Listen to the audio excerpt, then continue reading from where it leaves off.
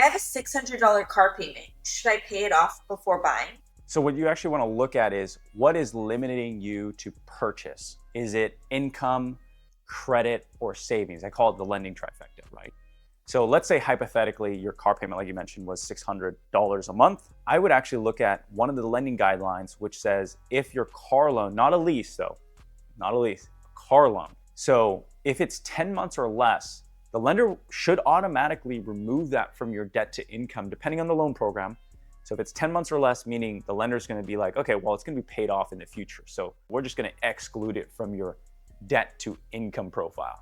So let's say you had a mortgage of $3,000 a month and you make $6,000 a month, for example, right? That's 50% of your debt to income.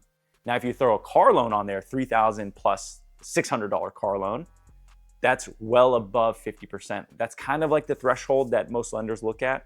If you're above that, it might be a no-go.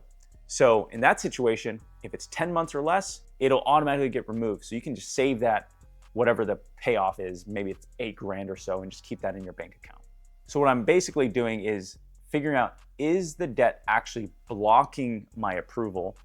Or maybe my savings is the real bottleneck, right? If the savings is your real bottleneck, then you want to keep more money in your bank account, right? So like I said, like keeping more cash in hand might be better to bolster up for your savings rather than paying off debt. Now, I'm not saying paying off debt is bad. Obviously, it's a great decision, but there's always one more important thing when it comes to home buying. Now, at some point, yes, we should minimize debt for sure, right? That's like paying off your mortgage faster, consolidating debt and, limiting that as much as possible. But it's trying to figure out what's the main goal. Is it buying a house or is it not? If it is, then what's actually limiting us to purchase?